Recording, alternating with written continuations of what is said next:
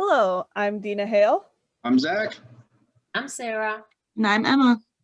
And this is Doubting Sex, Inscriptions, Bodies, and Cells in 19th Century Hermaphrodite Case Histories, written by Geerte Mak. Now, let's start with an introduction. In the 19th century, there was no book wondering about the possibility of people having different thoughts or tendencies about their own identification. Within this little research, we are going to be discussing how and why people were hermaphrodites and the rationales that were involved in that. This will show the concepts of conceptual framework for distinguished gendered identity, sex, and sexuality. There are three rationales involved within the category of sex. One, as an inscription in the social community. Two, as a representation of the body. And three, as a representation of the self. And the two questions we will try to answer within this are, how did people conceive of sex, and how was physical sex related to individuals, and more in particular?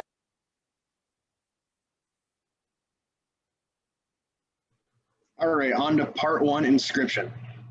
All right, up next, now we'll get into the first chapter of the book, which is secrecy and disclosure. The first section, doubts of sex at birth and throughout childhood, the main theme was if there was ever a doubt of a child's gender, the parents were often ashamed of this. In many cases, it was hidden in some way. This is specific in the case of no body, as he was born, when he was born, the husband and midwife thought the child was female, the mother thought the child was a male, and after a review from a doctor, the child was labeled as female based on outside appearance, and the father paid off the doctor and midwife to not talk about it. Section 2, publicly and visual sexual ambiguity. The main themes of this section are elements are always present in many hermaphrodite cases. The child is gendered male or female, and the clothing and occupation are then based off the chosen gender. They wear their chosen gender's clothing to represent one's sex outside of the inspection of genitals at birth. Though many hermaphrodites try to hide their masculinity in the case of female children listed as males, like beards, this was very difficult. All right, on to section 3, bodies, disclosure versus surveillance. The conclusion of this section was that many hermaphrodites would feel a physical medical examination could not be ascribed to their individual fear of exposing a monstrous appearance, often term called for a hermaphrodite. They felt that the male doctor wouldn't see their genitals due to being under constant surveillance by their family, friends, and even spouses. On to section number 4 of chapter 1, marriage and morals. Many people who were declared female would still have affairs with other women, like in the case of Hannah O. Many men who married some of these hermaphrodites would eventually file for divorce due to the inability to have a child. And in this section, it also goes into if the church found out of a member being a hermaphrodite, they would often hide it because they would prefer to avoid a scandal. Section 5, disclosure by lay people. The main point is hermaphrodites and lay people would both go to the doctor to get doubtful sex examinations because of their sexual function. It was common for hermaphrodites and lay people to get medical advice prior to their eventual marriage. And lastly, for chapter 1, section 6, a provisional rationale. Once established after birth, the rationale of sex was primarily its being inscribed in the social, economic, and moral, and ultimately legal fabric of the community, ultimately meaning that if a child is labeled a hermaphrodite, this leads to economic and local and social issues throughout the community. All right, now let's get into chapter 2. Chapter 2, section 1, self, subject, and identity. The main point of this section, it's a pretty short section, was to which extent the hermaphrodite was able to make their own choices of self, subject, and identity. Section 2, gender and self and historiography. Dor Warman made a large contribution to the history of self from a cultural perspective by shifting the conception of gender, ethnicity, and class in the late 18th century England. That's on page 45. And then it also goes into core gender identity, which is when one gets a strong feeling towards one gender. All right, on to section 3, how physicians view the self, take self into account. In German cases, closest to self is how the hermaphrodite convinced themselves to be a man or a woman. The lack on notion of sex is something rooted in a person's sense of self and is most apparent to those who've had change in gender assessment. In many cases, such as Hannah O and Joanna K, not one word was dedicated to the possible difficulty for them with their gender reassignment. In French cases, they go far more in depth into the change after reassignment surgery, and they talk about their life after it, such as in the case of Mary Margaret. The case went into detail about the social events surrounding the reassignment, and it pays attention to her life after. Section 4, sex is a location. Location plays a role in the eventual gender reassignment. For example, Mary grew up with her sister and her friends and developed a feminine ideal. Once she hit puberty, her taste changed and began to associate with male subjects. All right, on to chapter 3. Chapter 3, Heracline Barban. The introduction goes briefly into Barban's life, where it talks about he was born and labeled as female. He grew up by the name of Camille and eventually went into the nunnery, where he began to develop feelings towards the other females, and his slow realization that he was a male begun. He was eventually caught, and then he had gender reassignment, and after that he went to Paris and eventually committed suicide. Section 2, Barban's memoirs. The memoirs in this section go into the childhood a little bit, about how he hung out with many females, but it also describes that he had a talent for serious studies, which is a masculine characteristic for the time period. As he got older, his attraction to females grew much stronger. Moral troubles and angelic innocence. His relationship with a female he met at the nunnery named Sarah made it more difficult to find the truth about himself. That is on page 77. At this time, Barban's main concern was how he was hurting others. Section 4, a restoration of innocence. This section goes to the goal of his memoirs, and the goal was Barban trying to recover from the moral dislocation that his sex reassignment had brought to him. That is on page 80. Section 5, Uprooted, talks about Barban's journey to Paris. And as rumors spread about him in Paris, he was unable to find jobs, ultimately leading to his suicide. Lastly, Section 6, Scripting Masculinity, goes into depth how Barban had the obstacle of not being able to adopt the full script of masculinity. And the author of this book concludes that Barban's writings are about sex as a social, economic, and moral position. All right, on to Section 2.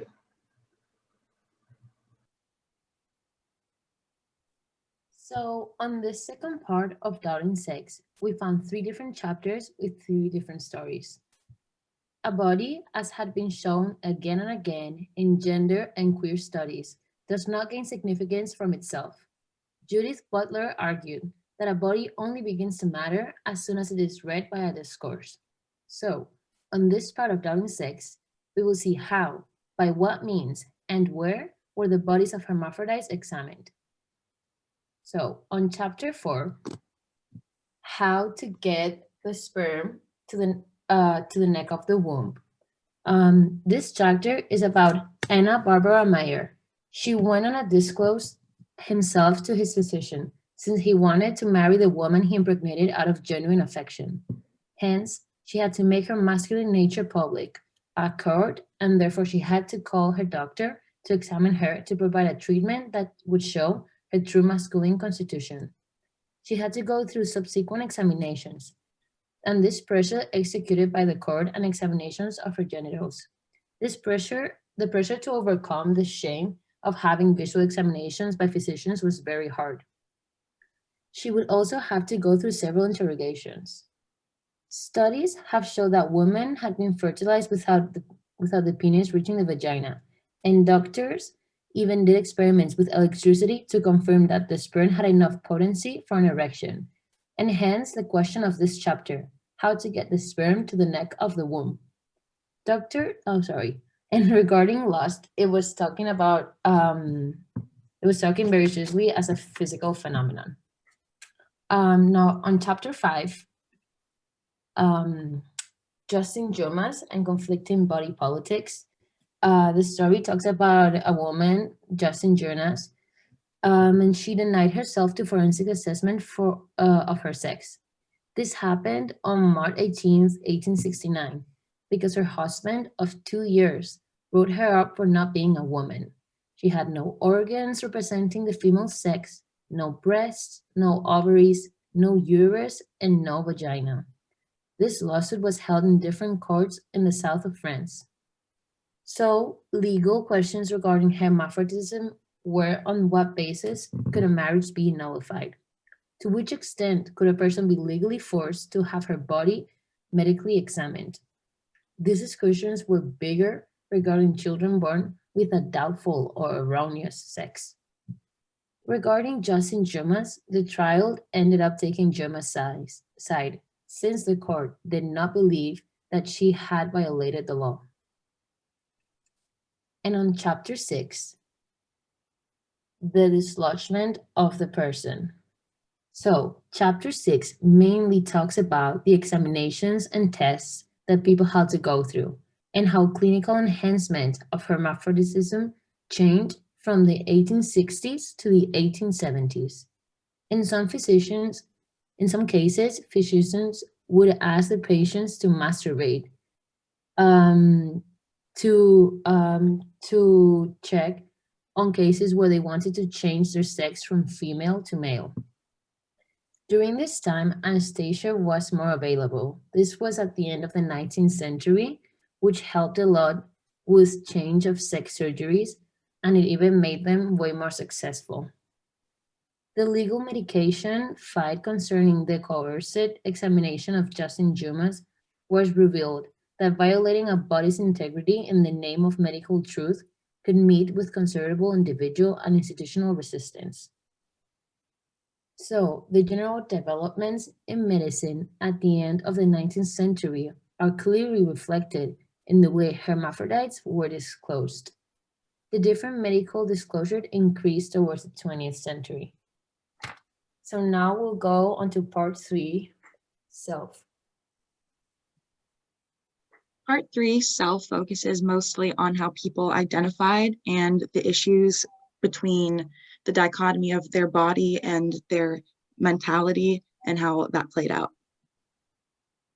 Chapter 7, sex assignment around 1900 from a legal to a clinical issue. This chapter focuses on social, moral, and legal implications and how those often didn't agree. In the mid to late 1800s, doctors and professionals decided the sex at birth, regardless of if it was an easy understanding or if it was somewhat doubtful. And they did this by analyzing the gonads rather than waiting to give the children a choice, which, as will be shown in chapter 9 with NO body, can often lead to erroneous sex. So Eugen Wilhelm claimed that it had been proven that neutral and double sexes did actually exist, and that because of that, gonadal sex should not be decided at birth, as it was often erroneous and could lead to a lot of mental trauma. But people like Neugebauer and Tausig agreed that sexuality was the psychological marker of sex. So the gonads often would, in fact, show what the true sex was, which was often debated. But at this time, surgeries dramatically increased because, for legal reasons, physicians couldn't disclose the findings of their sex research to the authorities. So if they found that somebody was a different sex than they were presenting themselves, regardless of the legal implications, they couldn't report them, and they often had to perform the surgeries to allow them to live the way that they wanted. And as this developed, the physical findings became a lot less important, and the psychological sex became more understood, and people started to really care what the patients wanted versus what they thought. Chapter 8, the turn inwards, focuses mostly on the debate between physicians on whether they should tell hermaphrodites of their condition or if they should keep that private.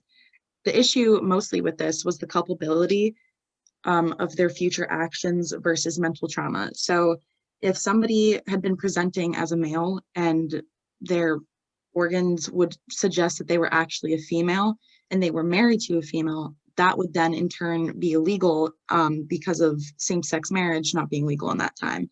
So a lot of different physicians felt that they really had to tell people, whereas others felt that the mental trauma just really wasn't worth it, and a lot of them lived in blissful ignorance and they didn't want to disturb that. Magnus Hirschfeld proposed that there were sexual intermediates, and these people shouldn't be forced to decide which sex they happened to prefer, and they should just be allowed to live how they wanted. And they started in this time, again, to focus less on the sexual organs and more on clothes, occupation, and sexual desire.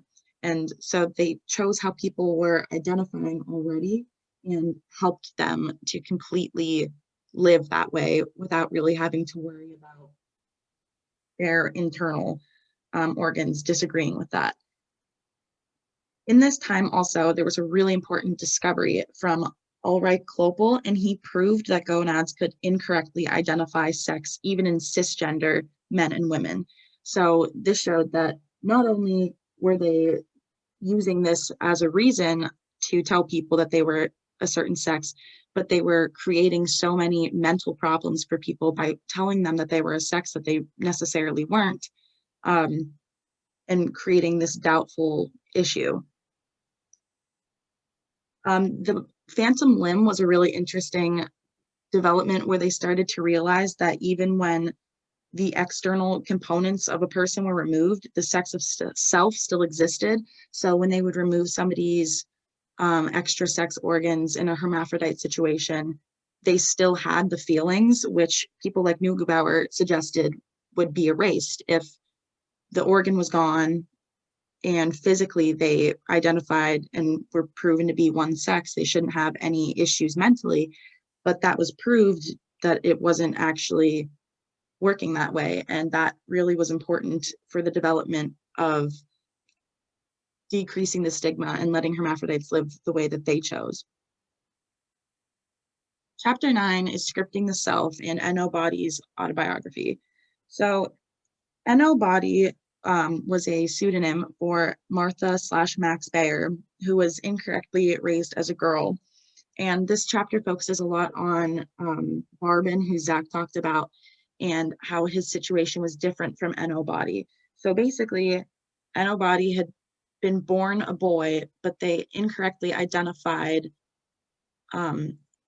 his genitalia, and so they raised him as a girl. And throughout his life, he understood that he was a boy and didn't know what to do with that. So he fell in love with a woman named Hannah, and they realized that as two women in that time, they couldn't live together and be happy. So they planned to kill themselves, but Body had another issue that he was seeing a doctor for, and he just broke down and told him everything that was wrong.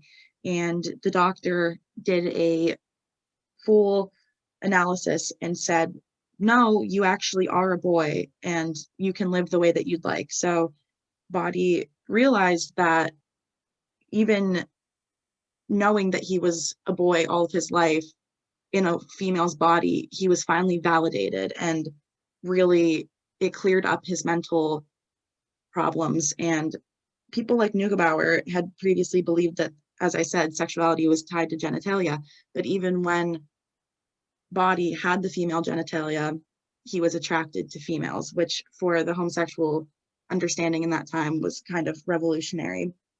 And Body says on page 212, I was born a boy, raised as a girl. My life was woven from a twisted muddle of threads until, with a powerful blow, the inner essence of my masculinity ripped apart the veils, covers, and half-truths which upbringing, habit, and necessity had woven around me. A healthy boy can be raised as feminine as can be, a female as manly as can be.